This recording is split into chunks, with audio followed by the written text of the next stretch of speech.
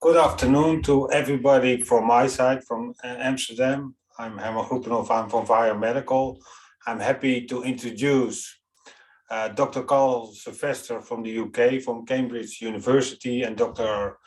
Greg Lewis from Massachusetts, US, both experts in CPET interpretation, and I'm happy that we could organize by the two of these experts this webinar. This webinar will be recorded.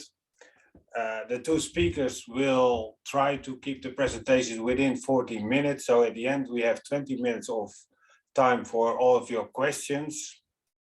And if we do not have all the time to answer all your questions, we will try to answer them afterwards. So not taking too much of the time already, I will happy to give the microphone now to Dr. Carl Sylvester, who will start with CPET interpretation more dedicated to a ventilatory limitation. And afterwards, Dr. Greg Lewis will go more into detail to a cardiovascular limitation. And they both will explain how you can distinguish these two limitations by CPET interpretation. Please, Carl, take over the microphone and I'm going to listen. Thank you already. Great stuff. Thanks, Herman. I'm just going to share my screen. Bear with me for a second. There we go. So that should now be all good. Hopefully you can see my screen there. Yes, it's okay.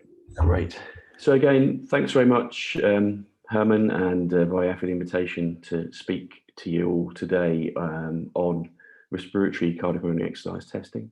So I'm going to aim to discuss with you some of the principles behind cardiopulmonary exercise testing, which I'll call CPET from now on, specifically in the context of respiratory disease.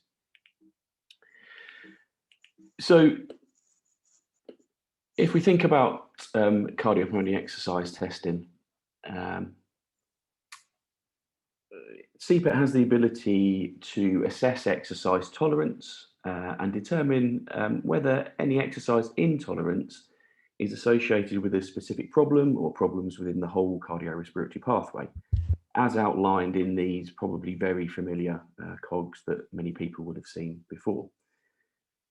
So in order for an individual to exercise, they have to produce energy, and this takes place within the muscle mitochondria. If we're talking about oxidative metabolism, then this requires oxygen to be transported from the atmosphere into the respiratory system, across the alveolar capillary membrane, into the cardiovascular system, and transported to the exercising muscles for utilization. Of course, this is all then reversed with the byproducts of either oxidative or glycolytic metabolism traveling the other way along the pathway, and carbon dioxide exhaled to atmosphere.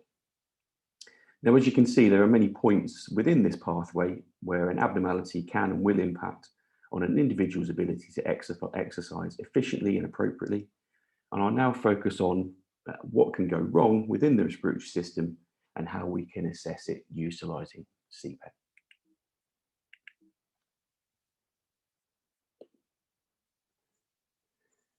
Now, personally, I still very much use all of the 9 panels that are provided from our exercise testing system. You can get most of the information that you need from just 4 panels, and I know that Dr. Lewis in his presentation will be focusing on using this format. But here I've highlighted the panels that I find most useful when interpreting a CPET from a respiratory perspective. But I also utilize the others, even though I'm looking for a respiratory abnormality. I still use the others to ensure that there aren't any other complications, such as cardiovascular or metabolic issues, that could suggest some comorbidity associated with exercise intolerance. Now, throughout this presentation, I will be discussing these panels, how to distinguish normal from abnormal, and what this means from a respiratory perspective. So, in order to know whether an exercise response is abnormal, we need to know what is normal. And so usually the best way to do this is that we have a reference data set to compare against, or in the instance of measuring ventilation, being able to estimate what maximum should be from some resting variables. So to predict what we expect an individual's maximum ventilation to be, we can use the maximum voluntary ventilation test as outlined here in the slide. Now this requires the individual to force hyperventilate for 12 seconds, measuring the ventilation during this time period, and then multiplying their output by a factor of 5 to get the expected maximum minute ventilation, or the maximum voluntary ventilation, MVV. This will then be the maximum ventilation we expect in an individual to be able to achieve. We would then normally perform this measurement in triplicate to get the most accurate result. Now, as you can imagine, this is quite an exhausting test, especially if we think of patients who already have some respiratory limitation. What we also don't want to do is wear the individual out before they've even started exercising. So we do have alternatives, and the one we use in our practice is to estimate the maximum ventilation from a baseline forced expiratory volume in 1 second, or FEV1. This value is then multiplied by another value or values to give an estimation of maximum ventilation achievable. There are some options available, but the simplest and the one we use is FEV1 multiplied by 40. Now, the reasoning behind this is that FEV1 is an expiratory maneuver. We're thought to spend approximately 2/3 of our breathing cycle expiring. So if we take a minute at 60 seconds, 2/3 of that would be 40 seconds. So by multiplying the FEV1 by 40, it seems to be a reasonable estimate. And certainly in our practice, when we've compared the two, they're pretty close. And this is probably one message to take from CPET, is that it's not an exact science. There's much variability in many of the measurements that are being made, and pattern recognition is probably the most important aspect of interpreting a CPET. One other thing to note is that having ventilatory reserve at the end of an exercise test, that is an individual not reaching their maximum ventilatory capacity, is a normal response. Most normal healthy individuals will stop with cardiovascular limitation and not ventilatory limitation. It's suggesting that the respiratory system is probably over-prepared for exercise.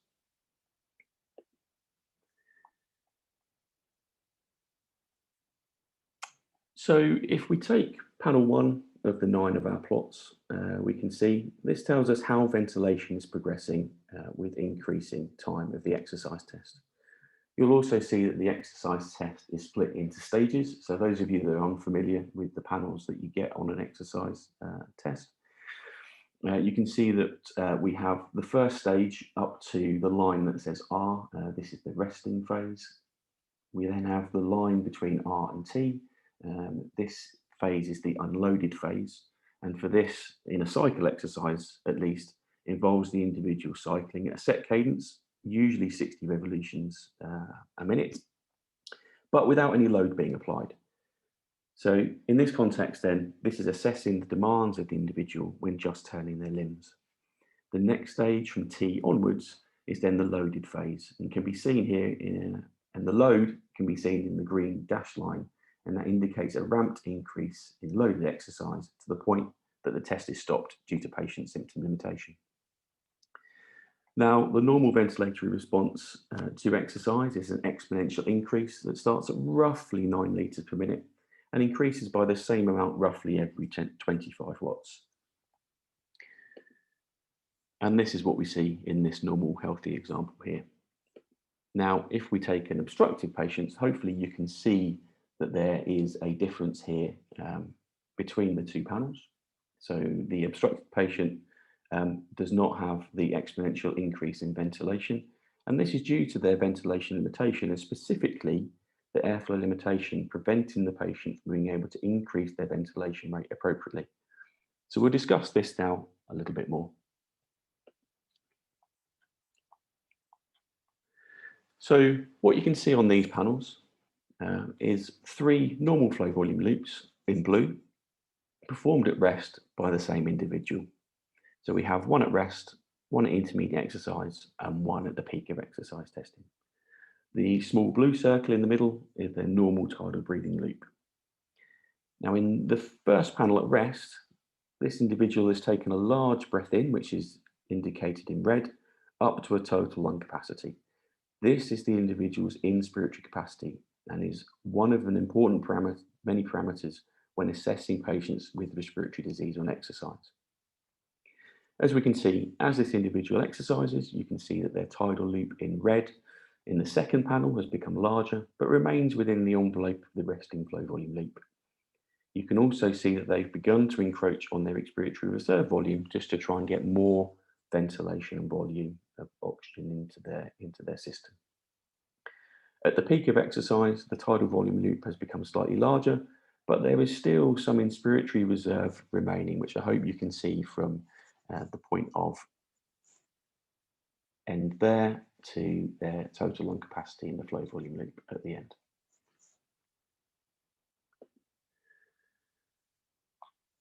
If we now look at an individual with obstructive lung disease, again, in all three panels, we have the resting flow volume loop, but hopefully you can identify the differences compared to our healthy individual.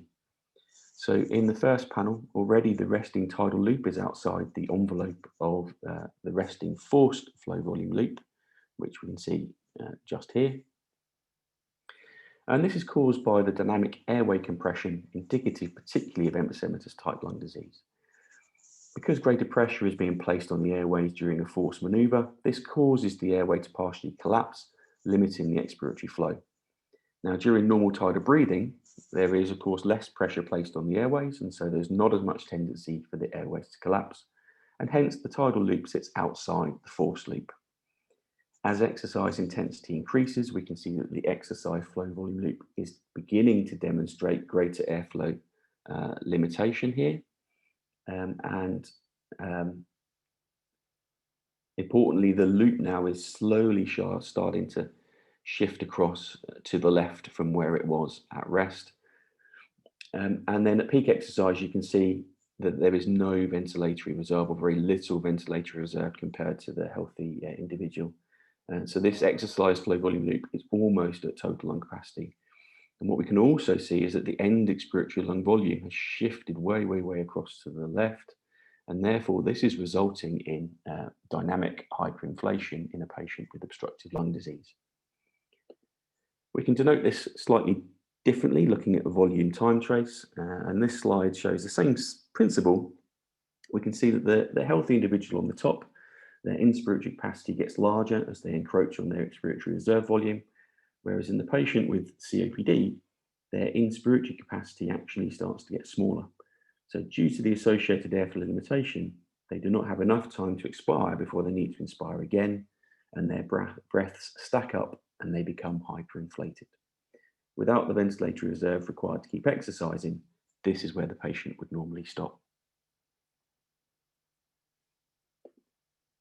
If we consider someone with a restrictive pattern of lung disease, you can see that the patient is limited by an inability to increase their volume rather than any particular flow limitation. So we can see in these panels that as exercise intensity increases from left to right, in a patient with restrictive disease, the limitation is their ability to generate enough volume for the metabolic demands of exercise. So we're limited by volume rather than by flow.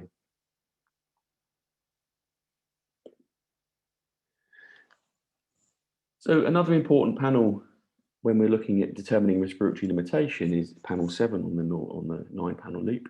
And this is looking at how ventilation and tidal volume are related during the exercise test. So in a normal individual, they begin by increasing their ventilation, predominantly by increasing their tidal volume, until such a point as tidal volume isn't increasing sufficiently, and so breathing frequency now has to increase. Now on our systems, and you'll see it a little bit later on in the presentation, we have breathing frequency included on this panel, as this can be useful, particularly for investigating breathing pattern disorders, which again, I'll come on to a little bit later as well. However, the limit lines that we can see here, one line there, one line here, can be taken as isopleths for breathing frequency. So if the tidal volume trace was to remain linear, this would mean that the breathing frequency hasn't changed. As we can see here, the tidal volume trace begins to track to the right, which must mean that breathing frequency has increased.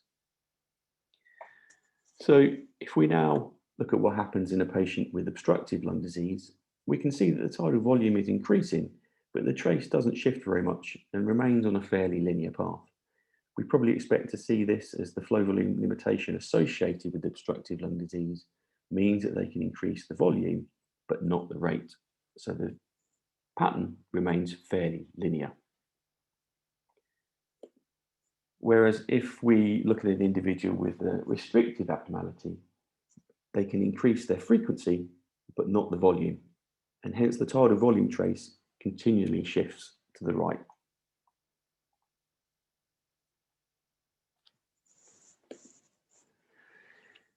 So if we were to just compare the ventilation increase in both obstructive and restrictive lung disease to healthy, we would see, as we see here, that the pattern of the two diseases looks very similar.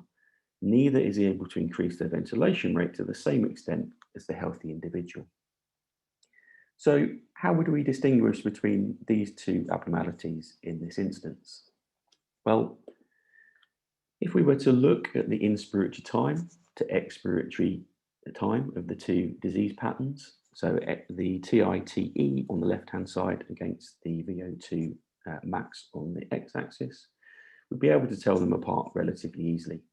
So with an obstructive lung disease, there's a tendency to spend more time in inspiration due to the flow limitation on expiration. Hence the ratio between inspiratory time and expiratory time. Whereas the lack of any expiratory limitation in patients with restrictive lung disease means their ratio remains above 1.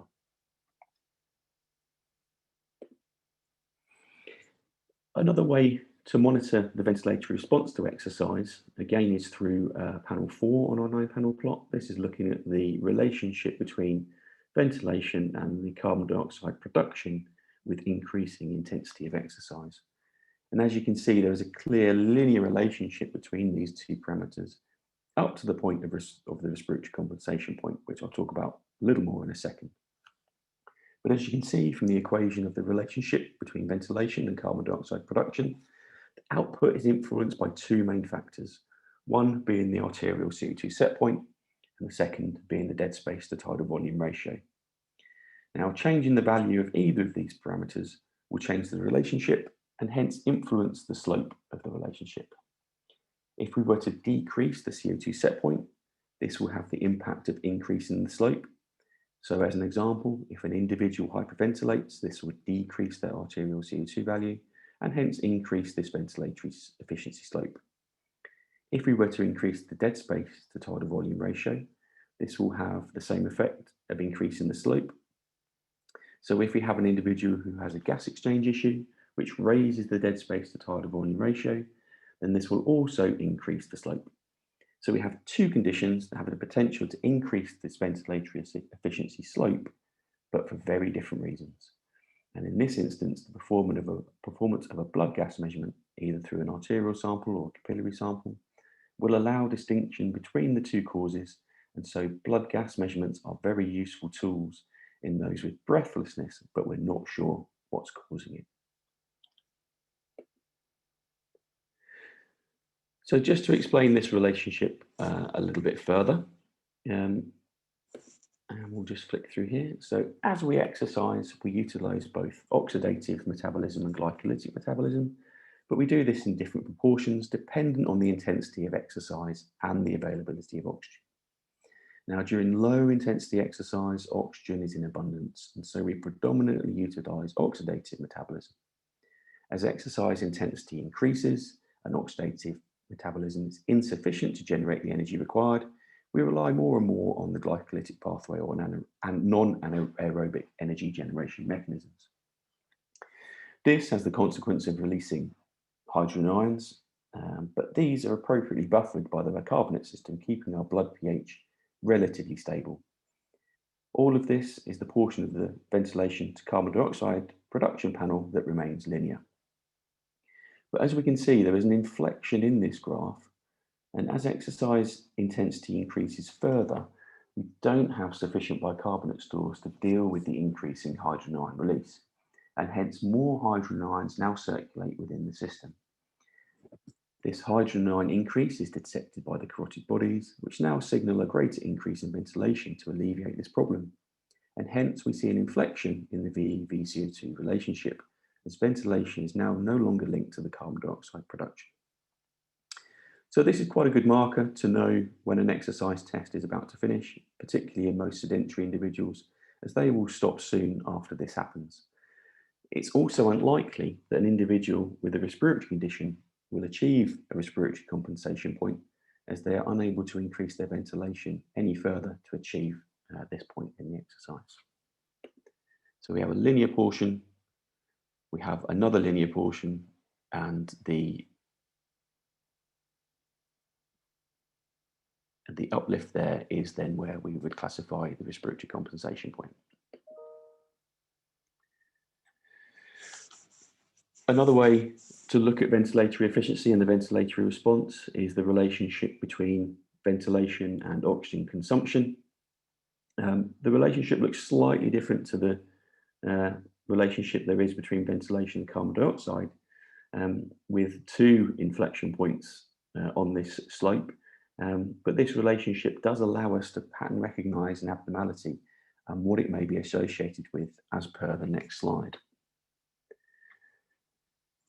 So this is a very good takeaway tool to utilize in CPET services, looking at what is the normal corridor, what looks abnormal, and then what may be causing it. So we can see anything that increases this slope is giving you an exaggerated ventilatory response to what we would expect. And as with the VE-VCO2 relationship, this will be caused by a reduced arterial CO2 and or a raised dead space. Anything that results in a shallower slope is likely to be hypoventilation, or an individual that does not need to drive up their ventilation as high because their other oxygen delivery systems, such as the cardiovascular system, are very efficient. So, for example, in a fit trained response. So just like to try and clear up some confusion that we sometimes have within the literature in terms of a respiratory response. So we've already talked through the panel on the left. The panel on the right is now showing the ventilatory equivalence for both oxygen in blue and carbon dioxide in red. And this is against time. So it's important when presenting and reading information on these relationships to know what is meant. There's been some move now to calling these either the slope or the nadir. So the slope meaning the slope of the trace on the left, with the nadir, the lowest point on the relationships on the right. And we're usually talking about the lowest point occurring at anaerobic threshold on the equivalence for CO2 trace. So the slope of the line, as we can see on this, is the run and the rise, but the intercept is also an important measurement, especially in respiratory disease. The intercept also plays an important part, and we'll talk about that a little bit later on, because you can have a steep slope but a normal intercept, or you can have a reduced slope but a high intercept, and we'll discuss this in a little bit more detail a little bit later on. So the nadir, as I say, is the lowest point on the ventilatory equivalence that we see here. And the nadir on the ventilatory equivalence is impacted by both the slope and the intercept on the previous panel. So thinking about obstructive lung disease again, the data presented in this very nice review article demonstrates the association between ventilation and carbon dioxide production in patients with COPD. And what we can see is that COPD severity increases the intercept, as COPD severity increases, the intercept also increases. And we're grading the severity of COPD by the gold staging. Whereas the slope initially increases, but then progressively returns to a normal value. Now, because the nadir of the equivalence is impacted by both the slope and the intercept, this doesn't appear to change very much between gold staging. And to try and graphically represent that then, in the early stages of the disease, because of flow limitation, there isn't excessive ventilation limitation, and so ventilation can be driven up. But as the disease severity increases, the slope becomes shallower due to flow limitation, and an increase in dead space due to early airway collapse and gas exchange issues then increases the intercept of the slope. Oh, sorry, let's go back.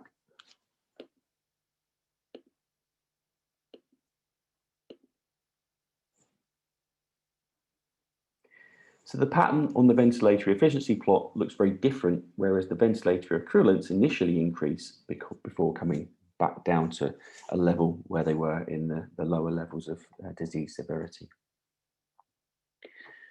And again, just thinking about COPD, but then in this instance, thinking about the severity of the disease based on what the breathing reserve was and the end inspiratory lung volume to TLC ratio at the end of exercise. On these panels, if we just concentrate on the open squares and the closed circles, being those with the best and worst respiratory function respectively, we can see that oxygen consumption and achieved work rate are lower than those with more severe respiratory disease, and this is to be expected. We can also see from the panel on the right that those with more severe disease encroach on their respiratory reserve, whereas those with less severe disease don't seem to. And then in these panels, we see the raised equivalence nadir associated with the increased intercept of the ventilatory efficiency slope. And on the right, the really important relationship that outlines the impact of the perception of breathlessness on the need for the individual to stop exercising. So on the right-hand panel here, we have an increase in work rate with an increase in breathlessness score as denoted by the Borg scale. And we know from previous studies by Dennis O'Donnell that this relationship is very much associated with the loss of an inspiratory reserve capacity, with the increase in the Borg score occurring at the point where inspiratory reserve capacity is minimal. So that is talking about pathological causes of respiratory complications on a CPET. However, we do sometimes need to factor in patients that are presenting with breathlessness that often don't result in a pathological cause of their symptom presentation. And some of these are classified as breathing pattern disorders. Now, there is more and more emphasis recently on these breathing pattern disorders, and a number of studies that have demonstrated the presence of these has sometimes been misdiagnosed as asthma. And certainly in a couple of these studies, approximately 30% of patients thought to have asthma when reassessed actually had some form of breathing pattern disorder. And then because of this, it's associated that breathing pattern disorders then can be an independent risk factor for substandard asthma control, or even the potential for overtreatment.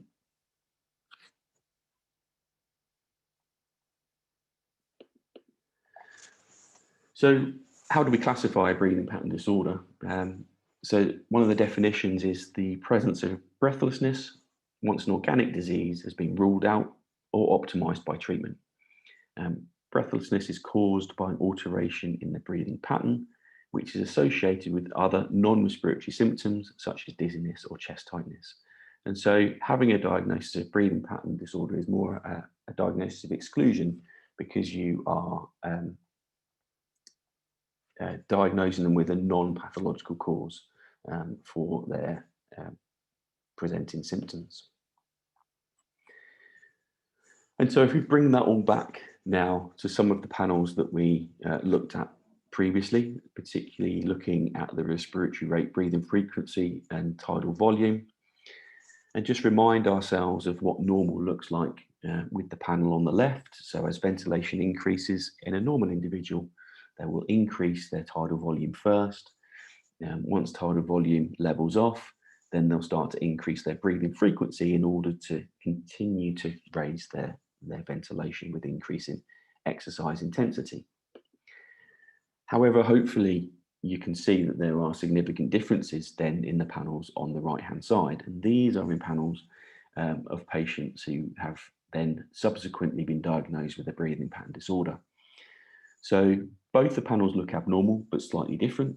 The panel in figure 5 on the left is looking at an individual who was normal at rest, but as soon as they started exercising, even in the unloaded phase, started to develop a breathing pattern disorder.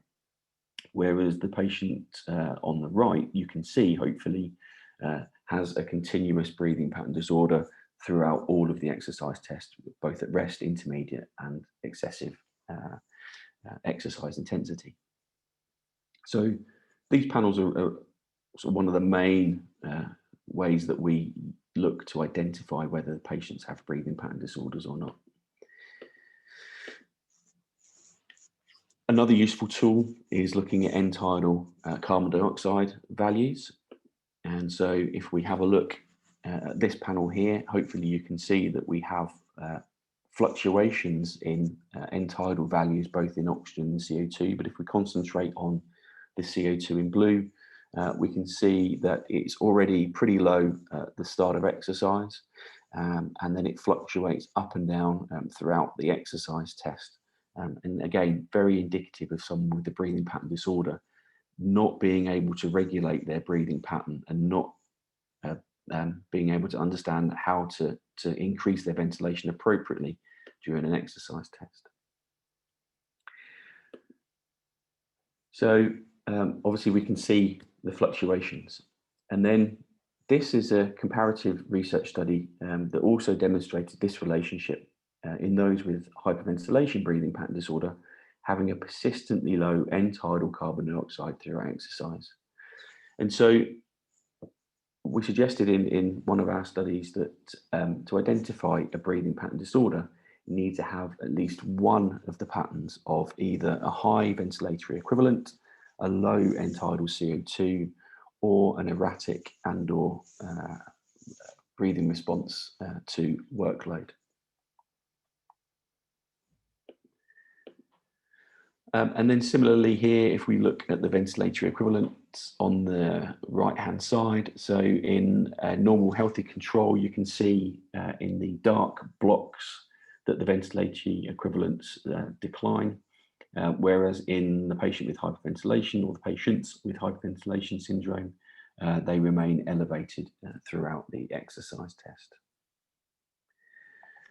So that's breathing pattern disorders. Just one other respiratory complication, non-pathological, semi-non-pathological to consider is exercise-induced laryngeal obstruction. So we have got better at detecting this, and there are certainly centres of excellence around the UK and around the world that are able to distinguish this from other etiologies of breathlessness, such as exercise-induced bronchoconstriction. And you can see from this table the ability to determine the etiology of the disease between exercise-induced laryngeal obstruction or exercise-induced bronchoconstriction, and what the treatment mechanisms might be to assess this. So a very whistle-stop tour through respiratory complications and how to identify them. What I'd like to do now is go on to just a couple of cases just to demonstrate how we utilise all of that within clinical practice. So case 1 is a 78-year-old male. He's known to have a diagnosis of COPD with right-sided pleural thickening in relation to previous asbestos exposure. He's taken azithromycin in order to control his infective exacerbations of COPD, but the CPET was actually requested as a preoperative risk assessment as he was going for upper GI surgery, more than likely an esophagectomy. So we can see from his lung function and his flow volume loop, and if we were to go by the gold staging, he has a ratio of FEV1 VC of less than 70%, so denoting that he has obstructive lung disease, and his FEV1 is less than 80% of predicted, suggesting a moderate obstructive lung pattern in this individual. So already, hopefully, from what I've spoken about, you're building a picture of what you might expect to see on the cardiopulmonary exercise test. So this is his exercise test. We've got all 9 panels again. And what I'll do is I'll just go through this exercise test, highlighting the important factors that we can see. So if we look at the panel here, which is denoting his oxygen consumption and carbon dioxide production with load and time, we can see that at end exercise is below his lower limit of normal for oxygen consumption, and that actually his mils per kilo value of 14 puts him into quite severe functional limitation. If we look at his ventilatory response, remarkably, it looks very, very similar to the pattern I showed at the very beginning of the presentation, where we don't have this exponential increase in ventilation with time. And he has an increased ventilatory slope, denoted here. Anything above sort of 30-35 is abnormal. But importantly, his inspiratory capacity doesn't denote any dynamic hyperinflation, and his intercept is fairly good. So fitting with the pattern of it being a milder pattern of COPD as we'd seen on the panels previously. Now, he does have elevated ventilatory equivalence, which is probably all based on the slope rather than the intercept. But importantly, he has a relatively normal breathing pattern on exercise.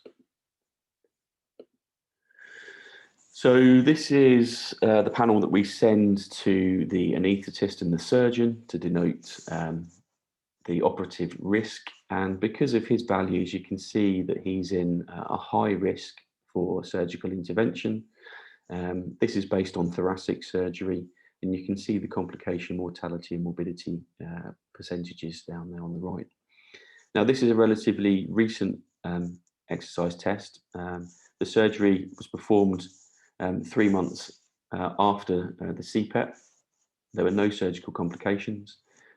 About 3-4 days ago, the patient was still in HDU recovering, but was being transferred to the ward. So case 2, we have a 63-year-old male, long-standing asthma, stage 4 COPD. There's a suggestion that he may have a breathing pattern disorder, which is driving his ongoing symptoms.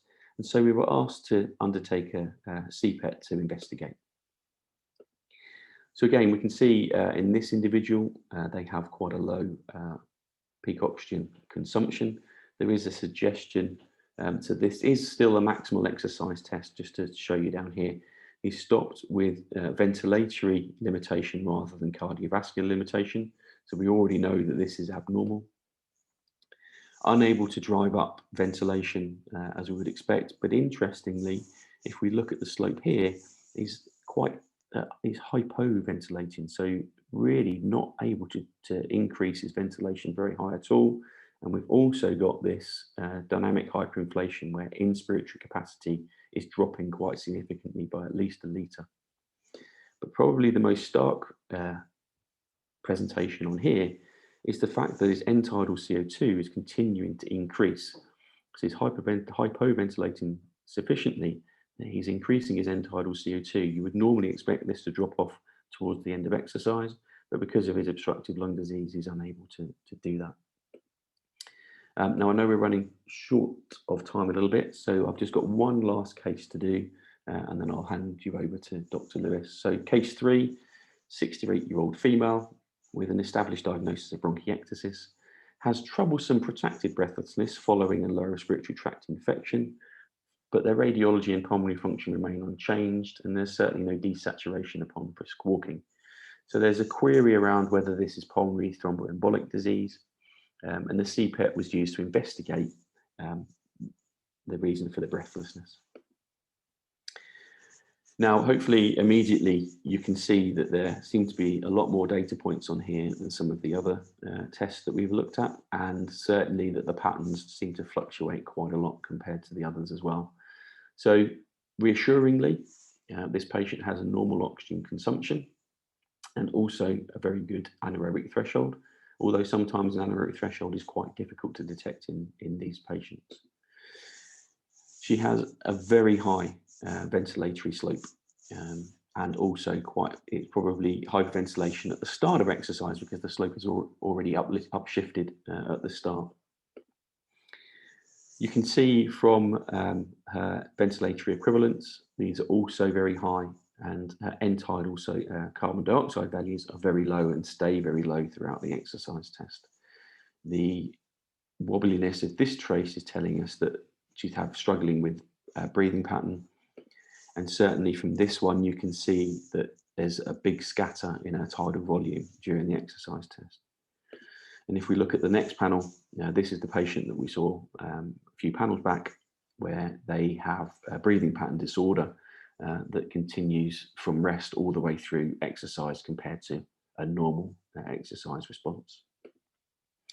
So what we can do in this instance is be quite reassuring to the patient that the symptoms that they're presenting with aren't necessarily pathological, and that what we can do is send them on to our specialist respiratory physiotherapist for them to have breathing retraining, and that's normally good enough for the patients. They're happy that there isn't any pathology associated with their breathlessness, and we don't tend to see these patients back because our physiotherapists are excellent at being able to alleviate their symptoms.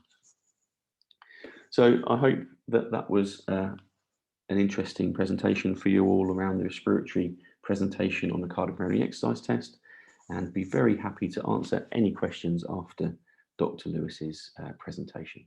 Thank you. Thank you, Carl. And I think due to the time, we go very quickly to Dr. Lewis. And to all participants, don't forget to put your questions in the questions and answer text box as already was asked by Maya. So please, Dr. Lewis, share your screen and start your presentation. Okay, thank you. Hopefully my slides are displaying okay. Yes. Great. All right. Well, it's a pleasure to follow Dr. Sylvester there. My hope is to give you a complimentary perspective on cardiopulmonary exercise testing. I'm going to start with the different types of testing that are available. I realize we probably have a broad audience here that has differential experiences with performing exercise testing. And I want to start with this slide in terms of thinking about what do we learn by subjecting individuals to exercise for clinical purposes. And I'm going to go from the left to the right here in terms of the complexity of the different testing, but also the relative understanding of exercise limitations that we derive. So if we start with a 6-minute walk test, we know these are very simple to perform. However, we're left not knowing what organ system, whether it's the heart or pulmonary circulation or some extra cardiac organ systems that are responsible for a given limitation in the amount of distance an individual can walk in 6 minutes. As we start to move to the right, if we do an exercise stress test without measurement of gas exchange variables, we can get somewhat more cardio-specific in that we can see what the blood pressure response is, the heart rate response. We can see if there's evidence of inducible myocardial ischemia on the electrocardiogram. And then we can obtain more information if we have an echocardiogram done at the same time in terms of the structure and function of the heart, dynamic valvular heart disease, for example. If we look at the non-invasive cardiopulmonary exercise test, we get all of the same things as an exercise stress test, but we can also learn quite a bit from the ventilatory efficiency pattern, which I'll pick up where Dr. Sylvester left off on. We can obviously measure peak VO2 as our gold standard measurement of cardiorespiratory fitness. And we can look at some other parameters that we'll talk about in more detail, such as the metabolic cost of somebody who is overweight, for example. We already nicely heard about limitations in pulmonary mechanics during exercise. And then I'll spend a little bit of time realizing that most laboratories do not couple cardiopulmonary exercise testing with additional measurements, but somewhat as proof of principle, I'm going to take you through some cases where we can combine the gas exchange measurements that are so valuable with additional information from invasive hemodynamic assessments, with looking at the left and right-sided heart pressures, pulmonary vascular resistance during exercise. And really with the invasive measurements during exercise, we can essentially map the entire disposition of oxygen as it courses through the body, with derivation of valvular ventilation, lung diffusion, measurements of hemoglobin, cardiac output, and then the ability of the skeletal muscle to utilize that oxygen once it's delivered by our cardiac output out into the periphery. And this then would permit us to really give a comprehensive viewpoint of what is limiting a patient during exercise with these additional measurements that we'll talk about in more detail. So we know that cardiopulmonary exercise testing has really come a long way. For some of you that have been involved in the field for a long time, this will look familiar.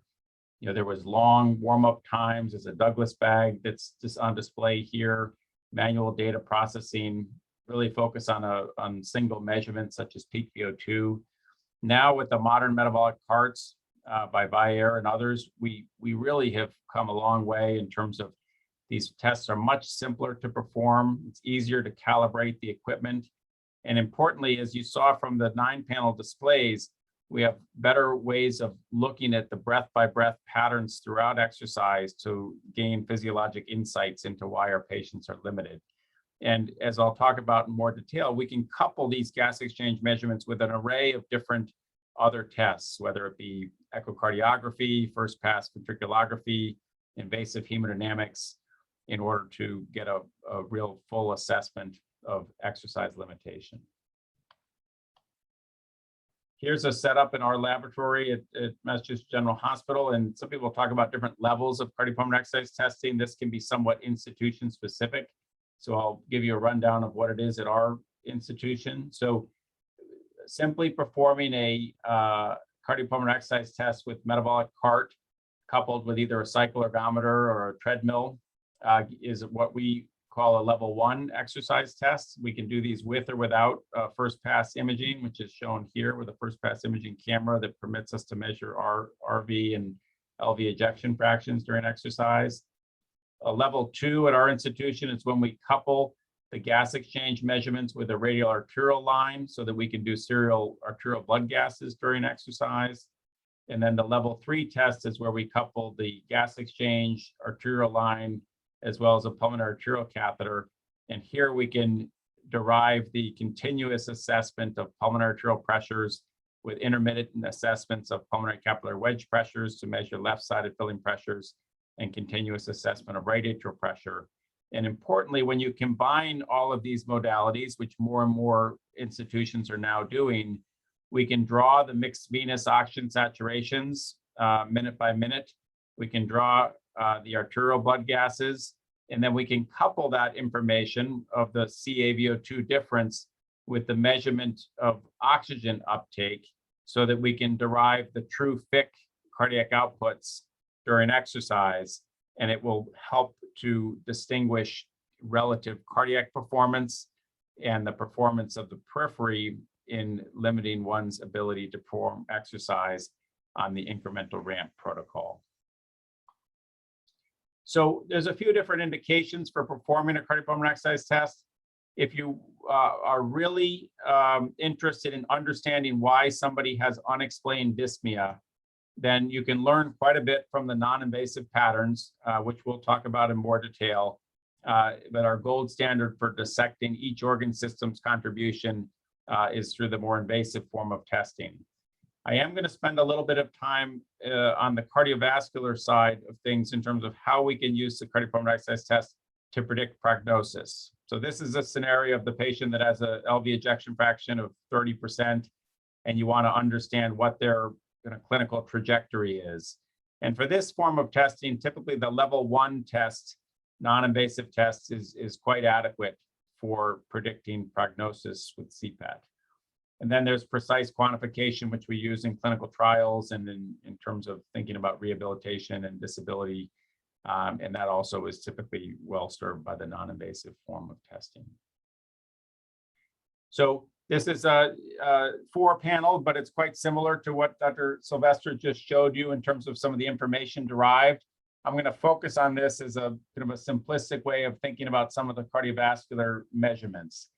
And so we are looking at VO2 here on the y-axis relative to workload. And this relationship should be centered right around 10 mLs of oxygen per watt of external work performed.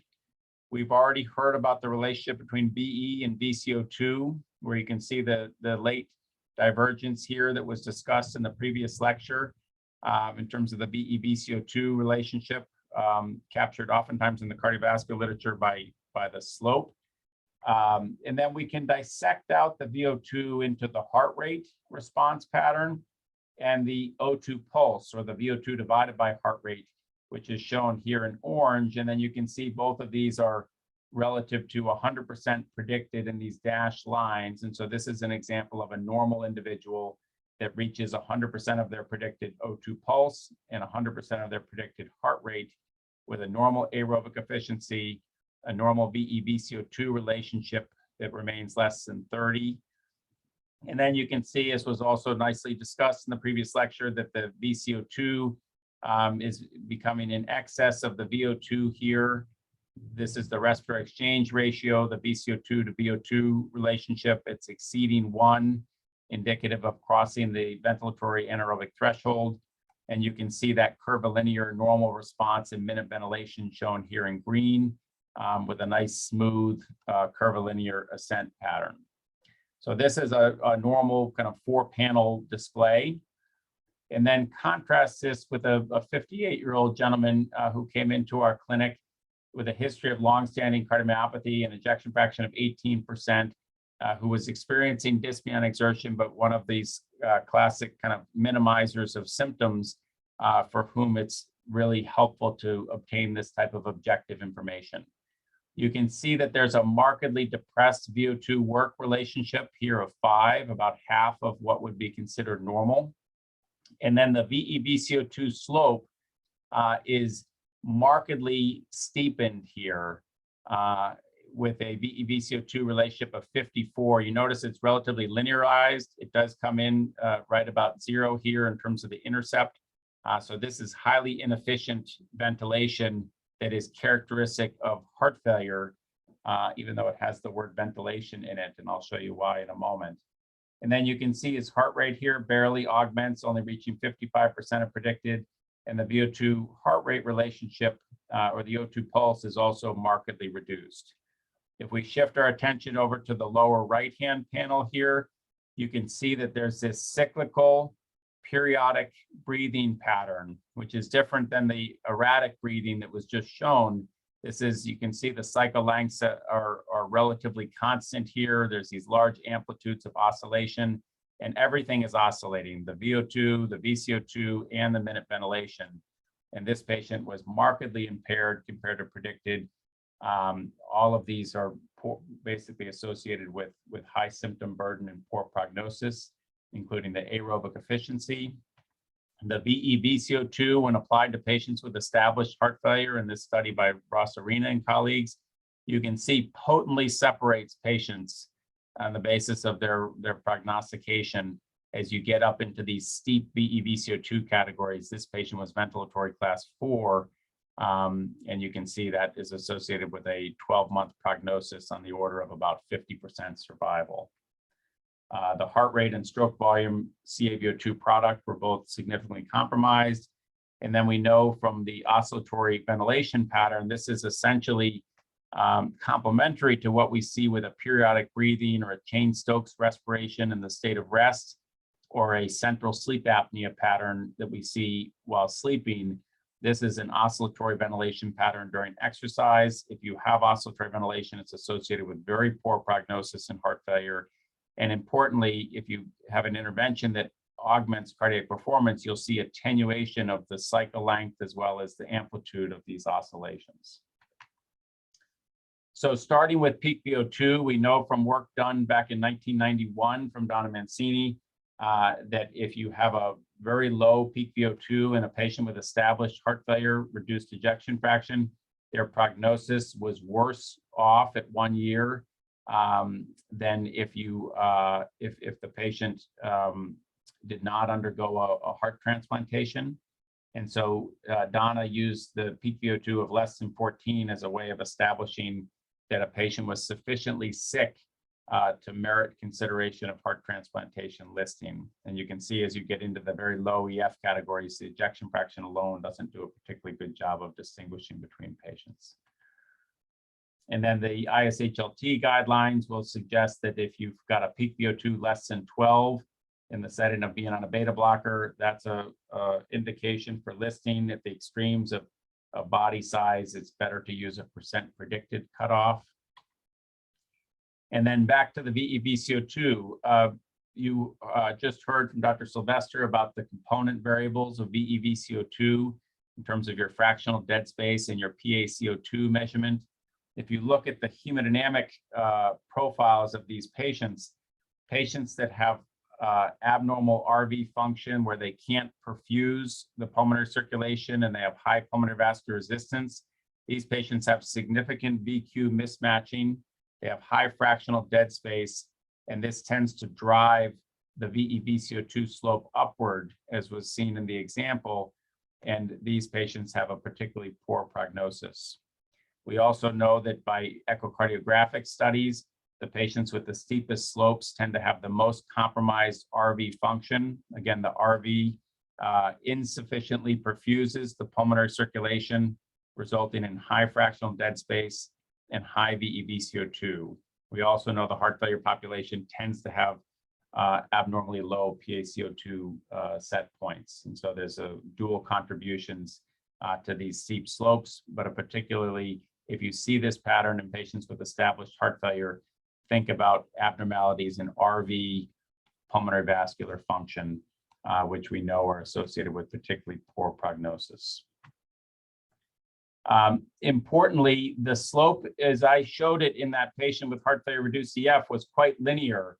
And you can see that's the case typically in the patients with more advanced forms of heart failure. As you get into more normal populations, including some of the patients that have heart failure with preserved EF, you see the two phase VE/VCO2 relationship, such that it really isn't appropriate to try to derive a single slope measurement in these patients, despite the fact that a lot of the cardiovascular literature kind of favoring a single report of the slope that encompasses the entirety of the VE/VCO2 relationship. And so what we know from looking in an MGH referral cohort, as well as the Framingham Heart Study, that a steep slope during early exercise is associated with worse cardiac output, higher cardiac filling pressures, higher pulmonary arterial pressure, and higher event rates. It turns out that those that are able to best augment their VE/VCO2 slope during late exercise, these are patients that can perform significant amounts of exercise beyond anaerobic threshold, where that minute ventilation comes uncoupled, as was previously described. And so you really have to be careful to exclude this late steep VE/VCO2 response when characterizing ventilatory efficiency in the less ill patients with cardiovascular disease, such that when we look at prognostication among a cohort of patients that were referred for dyspnea and exertion enriched for heart failure preserved EF, what we found is that the entire slope, if you try to force a slope measurement of the entire VE/VCO2 relationship, was not associated with prognosis, but the VE/VCO2 nadir value, which you can see here, was a strong predictor of prognosis in the heart failure preserved EF population, much like we saw the VE/VCO2 overall slope as a predictor in the heart failure reduced EF population. Back to the oscillatory ventilation pattern, I mentioned that these oscillations are regular. They have similar cycle length. They have varying degrees of amplitude. And this pattern you can see here in patients with heart failure, the patients that oscillate have the lowest ability to augment their cardiac index. So this relates to very long circulatory delay that results in longer cycle lengths. The longer the cycle length, the lower the cardiac index, and the higher the amplitude, the lower the cardiac index. And if you take measures to improve cardiac index, you can tighten up these oscillations and potentially even extinguish them when you deploy definitive therapies to treat heart failure. And this is a pattern you can really see across the room when you're conducting tests in patients with heart failure. And importantly, the prevalence rates differ depending on how sick the population is that is studied. You can see here in these series ranging from 12% to 36%.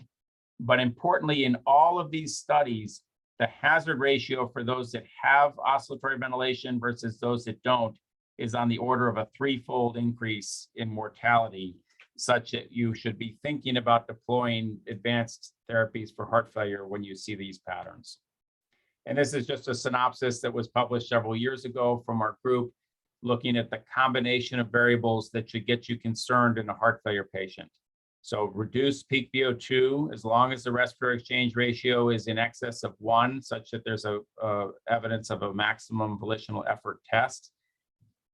If they have extremes of age or BMI, you should really look at percent predicted rather than absolute values. If there's failure to augment blood pressure, very slow heart rate augmentation and recovery, or one of these patterns, either the oscillatory ventilation or the steep VE-VCO2 relationship, and typically 36 has been used as a cut point. The combination of these variables is associated with a 20+% one-year mortality risk.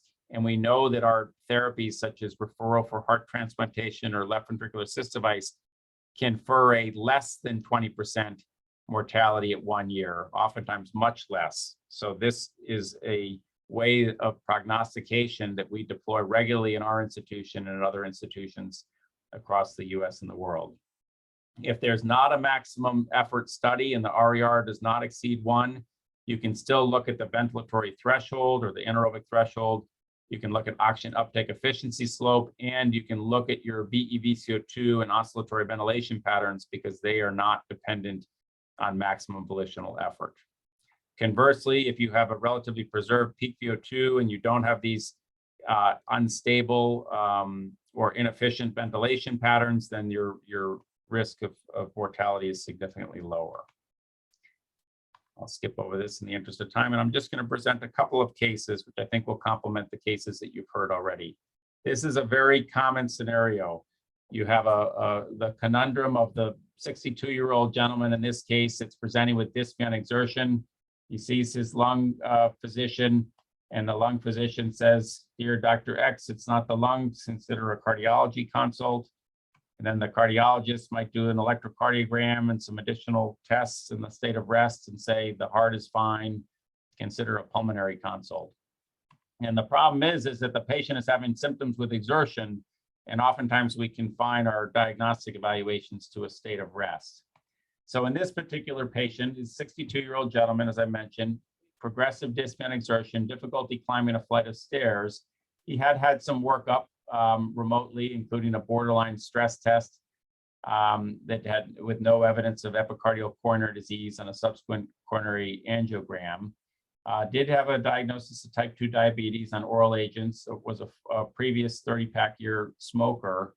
And his echo was relatively unremarkable, preserved systolic function, no left ventricular hypertrophy, modest RVSP estimate. And you can see his PFT values were also relatively unremarkable there. His physical exam was unrevealing. The jugular venous pressure was low at 6, as long as we're clear. And in this case, we did conduct the invasive cardiopulmonary exercise test, where you can see his resting hemodynamic profile here. His blood pressure is slightly high, which we don't make too much of in the setting of being up on the cycloergometer for a test like this. And his pulmonary arterial pressures, you can see here in the blue, his mean pulmonary arterial pressure is around 18, his right atrial pressure is 4, and his pulmonary capillary wedge pressure is about 7 here. So again, now we have unclear etiology of dyspnea and a normal resting right heart catheterization. When he performed exercise, you can see he's got a relatively normal aerobic efficiency in terms of that VO2 to work relationship that's just below 10. His VE-VCO2 slope was relatively linear, but you can see was less than 30 here, suggesting that he did not have significant VQ mismatch or one of the respiratory patterns that was previously described. You can see his heart rate doesn't reach up to where we would expect it to reach in terms of concern for some chronotropic incompetence here. And then the VO2 work or the VO2 heart rate relationship or the O2 pulse ascends close to what we would predict at 100% of predicted, but you can see it kind of plateaus as we get late into exercise here. And then the VO2 is shown here in red, VCO2 in blue. It's reduced compared to expected with the ventilatory pattern as shown here. And so this is his non-invasive CPET. I've already shown you his right heart cath. His peak VO2 is 17 mLs per kilo per minute, and he's dyspneic on exertion. Well, this is what we see during exercise. His mean PA pressure increases sharply up to 42. On average, his wedge pressure goes to 28 millimeters of mercury. His RV ejection fraction and LV ejection fraction remain in the normal range, although the EF doesn't augment with exercise, and he has hardly any augmentation of his LV end diastolic volume. So characteristic of steep increase in pressure, very little increase in volume. This is a stiff heart. And you can see that the relationship between the ascent in the pulmonary arterial pressure relative to cardiac output is 5 millimeters of mercury per liter per minute. And almost all of this ascent is being driven by the wedge pressure with a minimal augmentation in the transpulmonary gradient during the course of exercise. So he was diagnosed with HFpEF. Our armamentarium is rapidly expanding for these patients in terms of potential pharmacotherapies, as well as potential other therapies such as intra-atrial shunt placement for the offloading of the stiff left heart. So this is just shown here. This is our patient here in terms of that steep PA pressure to cardiac output relationship. We've defined this normal relationship to be less than 3 millimeters of mercury per liter of cardiac output in a normal pulmonary circulation, as shown in this gray band here, and validated both invasively and non-invasively, and also recently endorsed by the European Respiratory Society as what's a normal pressure flow relationship in the pulmonary circulation. And we know that patients with heart failure preserved ejection fraction, they tend to have this steep increase in wedge pressure, even though the resting filling pressures may actually be normal, as shown here by work from Barry Borlaug. Exercise is very effective at bringing out differences in filling pressures in HFpEF compared to normal controls, more so than volume challenge. And you can see here that the wedge pressure relative to cardiac output should be less than 2 millimeters of mercury per liter per minute. Here's the normal patient population. Here's patients from our laboratory with known HFpEF. And we know that importantly, if we follow patients over time that have a normal resting wedge pressure and a steep increase in wedge pressure during exercise, these patients are more likely to develop overt heart failure and to have complications of their heart failure than those that have a normal resting filling pressure and a normal wedge flow slope.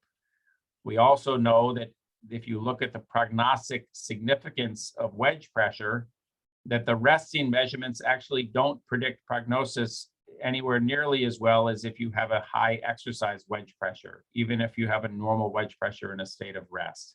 So we think that perturbing the system in patients with heart failure preserved EF in particular can really aid us in diagnosing this condition and hopefully diagnosing it in an earlier, more treatable stage. We also know that obesity oftentimes is kind of the company that our patients keep, so to speak, when they come in for their dyspnea evaluations. And one way to gain some insight into what role the obesity is playing in their ability to conduct exercise is to look at simply the amount of VO2 that it costs to initiate exercise. So this is an unloaded exercise portion of the study for a period of 3 minutes, which we do in our lab, where there's no external load. It's prior to the incremental ramp. And during this 3 minutes, you can look at how much oxygen it costs to move the legs. And if you've got heavy legs with a very high BMI, you're going to have a greater VO2 cost of initiating exercise. And we can then quantify this and set it equal to a work rate based on the VO2 work relationship for an individual patient. So this patient in red here has equivalent of 75 watts of work just during the initiation of exercise, whereas a more normal pattern would be somewhere closer to 25 to 30, as shown here in black. We then looked at this across several thousand people in the Framingham Heart Study, and we found that a proportion of the total amount of VO2 that's expended during this initiation phase is only about 13% in normal individuals, 18% in those with exercise impairment. And here's the heart failure population, where you can see here in red where some of these patients have an enormous metabolic cost of performing exercise. And this is not related to heart failure. It's not related to hemodynamics. It's related to body mass. And so these patients are best served by aggressive weight loss measures. We also know that heart rate is important, and this is easily measured during a CPET in terms of the heart rate response. But the really neat thing about a CPET is that you have not only the heart rate response shown here in red, but you have the relative response in the O2 pulse. So we can look to see not only if somebody gets to the heart rate that you would expect them to get to, but also if that is the predominant abnormality in a given patient. So you can see these two patients shown here, identical peak VO2s, but very different pathways to the same VO2. The patient here on the left has a heart rate that reaches 100%, slightly over 100% of predicted, and the abnormality is completely within the O2 pulse. The person on the right has a totally normal, actually super normal O2 pulse, but a very abnormal heart rate. And you can imagine that the treatment for these two patients should not be the same. And that was shown in a study with ivabradine here, where if you give ivabradine to patients and they have this abnormal chronotropic response, their peak VO2 actually goes down. So we have to be mindful of the potential role of chronotropic incompetence. And this is certainly true in a recent study of heart failure preserved EF, where if you take away the beta blocker in patients that have these chronotropic incompetence patterns to exercise, you improve exercise capacity and quality of life scores. So one more case before we wrap up here. This is a 43-year-old female, history of hypertension, former marathon runner who had been short of breath for over 2 years, had gone to several different providers, had had a regular exercise test done where she got to an estimated 10 METs, had been tried on inhalers, proton pump inhibitors, antidepressants, and she came to the lab, and you can see her aerobic efficiency was depressed. Her VE/VCO2 slope, remember this should be less than 30, was almost 50. She had this abnormal decline in end-tidal CO2 throughout exercise, and her oxygen saturation fell with exercise. So very abnormal ventilatory response pattern. And yet her heart rate was almost 100% of predicted, and her O2 pulse was normal, and her peak VO2 was actually reached 100% of predicted, but she was a highly trained former marathon runner. And if you only looked at exercise capacity alone, or you only looked at her Bruce protocol treadmill test, you would conclude that she has normal exercise capacity, and that's probably what led to her being put on antidepressants. But the CPET pattern up here was very abnormal. And this was borne out by her hemodynamics. You can see her mean PA pressure was 25 at rest with a wedge pressure of 11. And when she exercised, her PA pressure just at 20 watts was already up into the high 30s. By the time she was at peak exercise, she had a mean PA pressure of 60, and the wedge pressure had barely increased.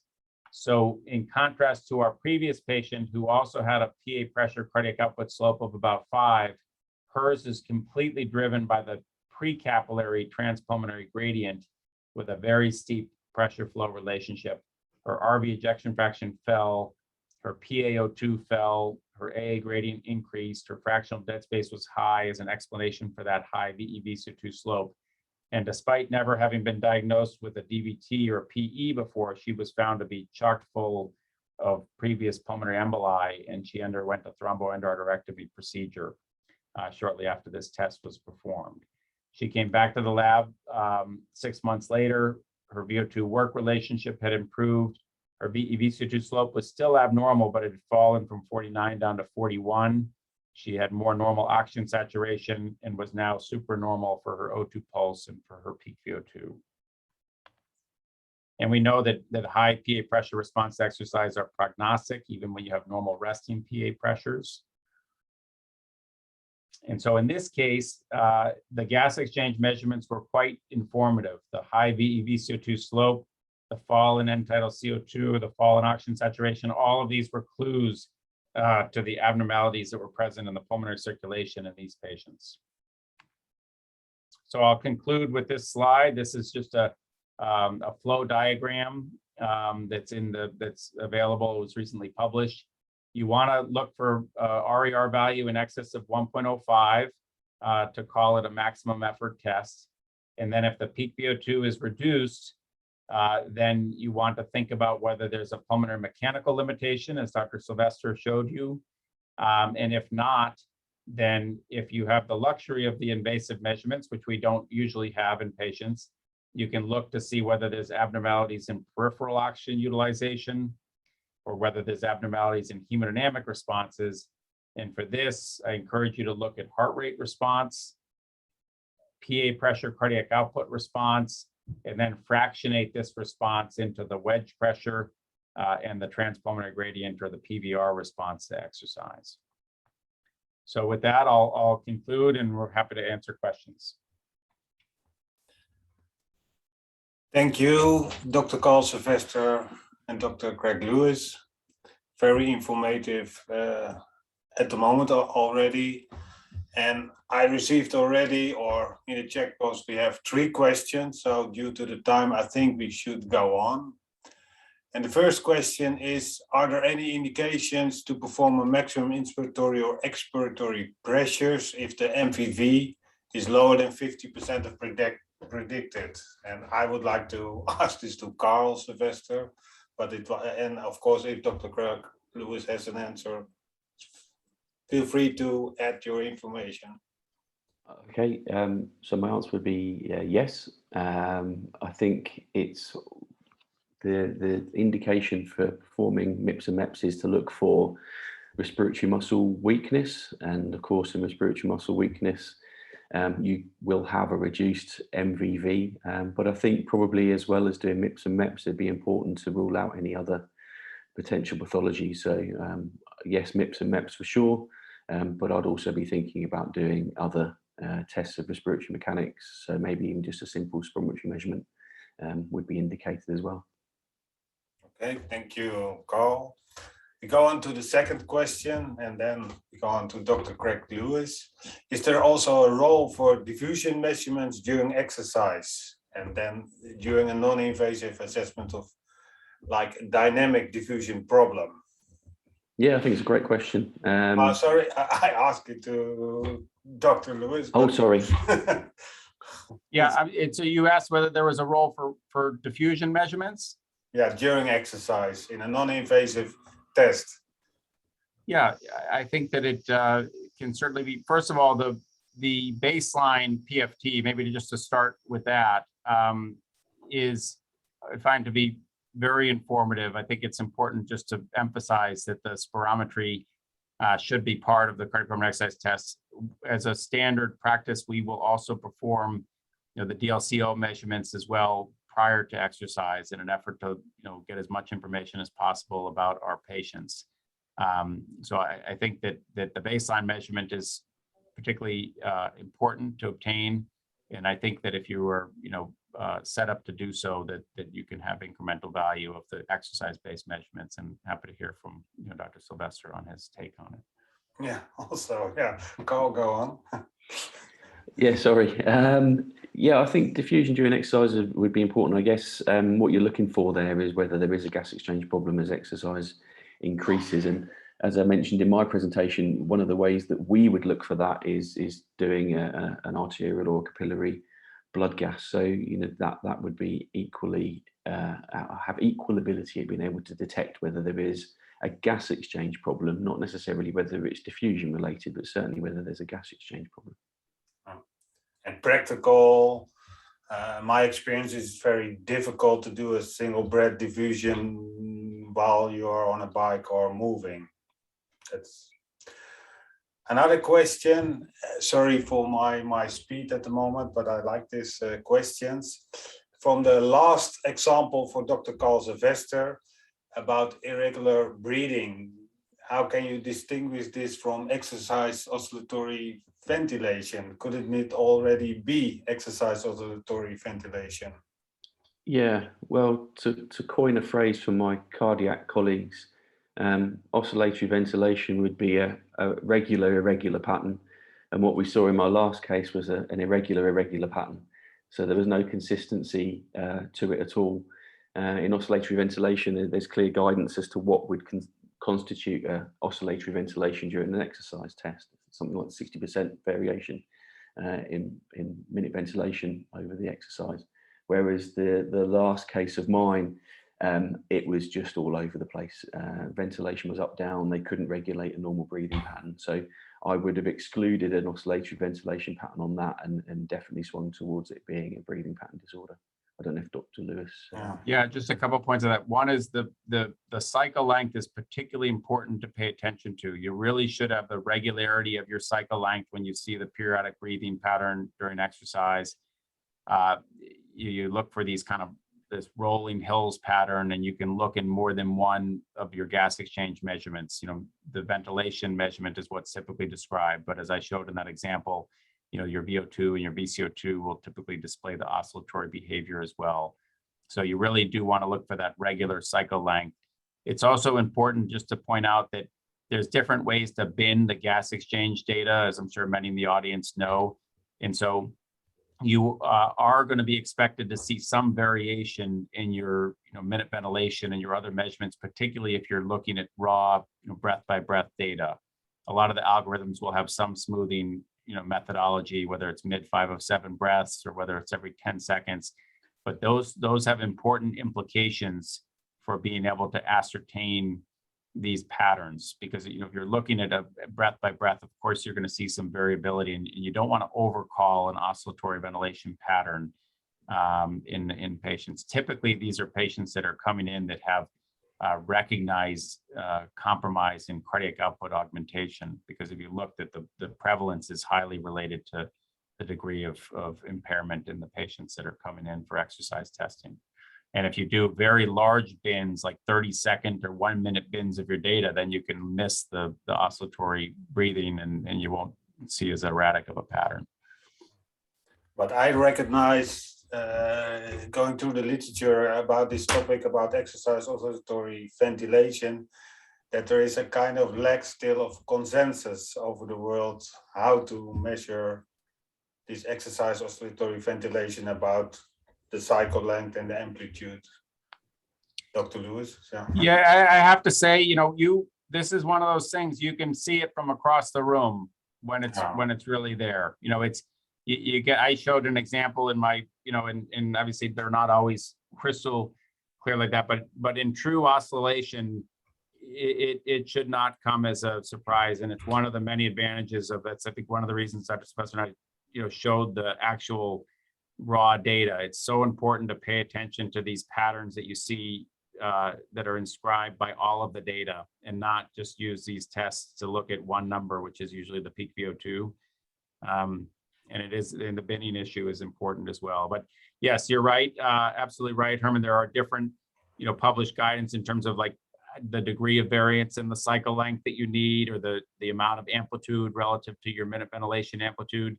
But the reality of it is it really should be that cyclical rolling pattern.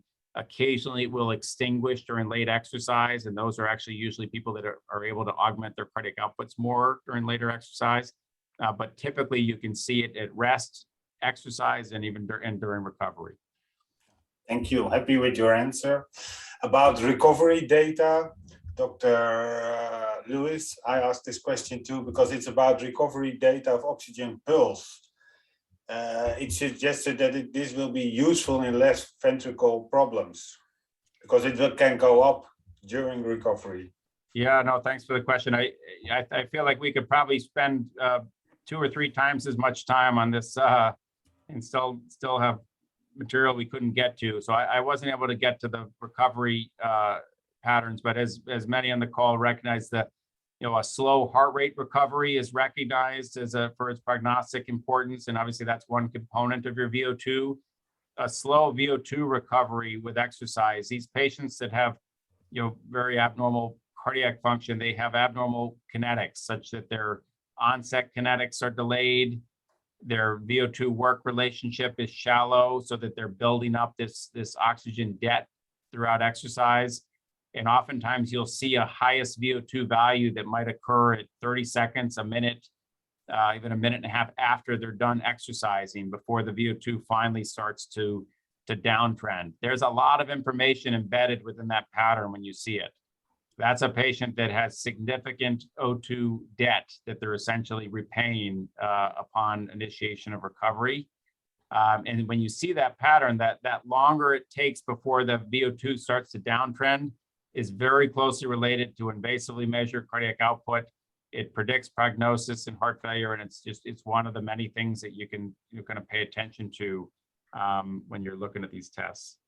Okay, due to the time, I will end with two last questions.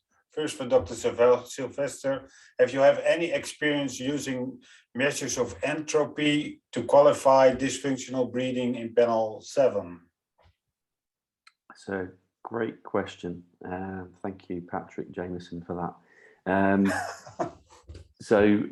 No, we don't have any experience of using it, but it is absolutely a measurement that we probably should be introducing as a marker of dysfunctional breathing. We have already quite a few, as mentioned in the presentation, around ventilator equivalence and end-tidal CO2, but certainly introducing a measure of entropy would be a great index of variation in breathing pattern, and would likely allow us to distinguish between whether this is oscillatory ventilation or pure dysfunctional breathing, because of the irregularity in the breathing pattern that we're seeing.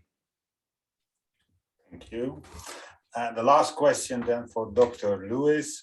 The topic about oxygen pulse. Do you use oxygen pulse also to recalculate stroke volume as an absolute value in your heart failure patient? Because I recognize the article of Sun. Yeah, I think it's important whenever, for all of you on this call that are interpreting these tests, that we don't overinterpret the data in front of us. We know that a O2 pulse is obviously the product of the stroke volume and the CaVO2 difference. Both of them are dynamic. They both change with exercise. We have the luxury of oftentimes measuring both with invasive testing, and we found that it's not just the stroke volume that drives the O2 pulse.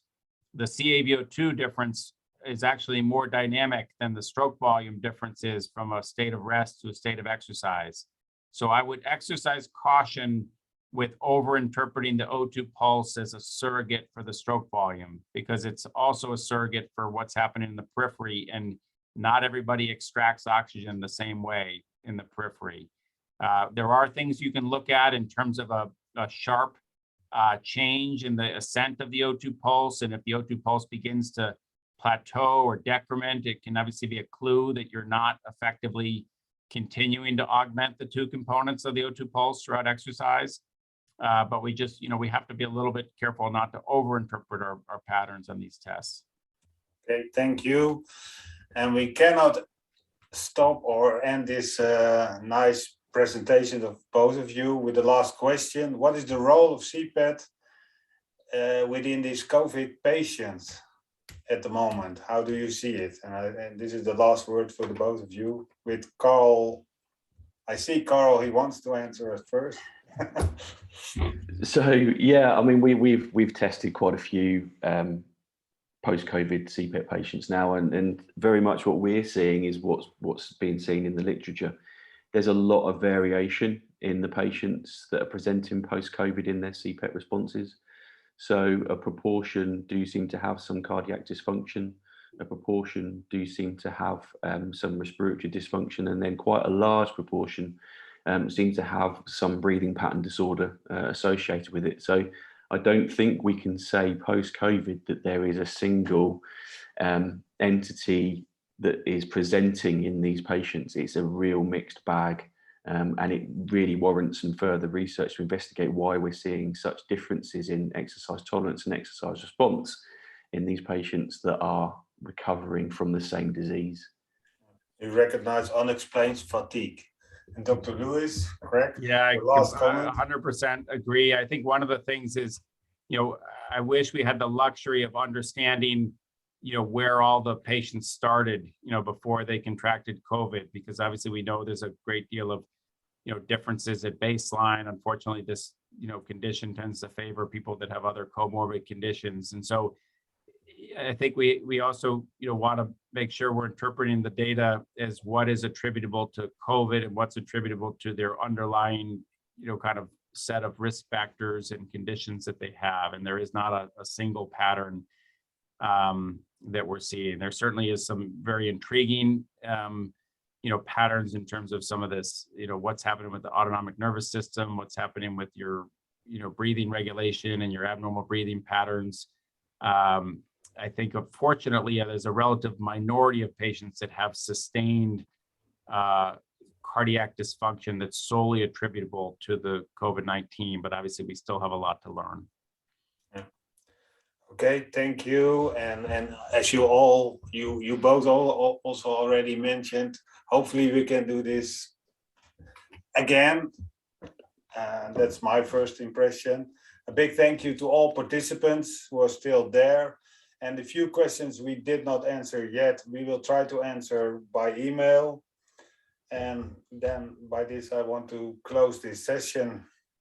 And again, a big thank you to all of you, and especially to Dr. Carl Sylvester and Dr. Greg Lewis for the preparation and the clear information and all they did already. And maybe they raised more questions, but this is also very important to think of in the future. Thank you, and hope to see you somewhere very soon in real life. Bye. Thank you. Thank you. Bye-bye. Bye. Thank you.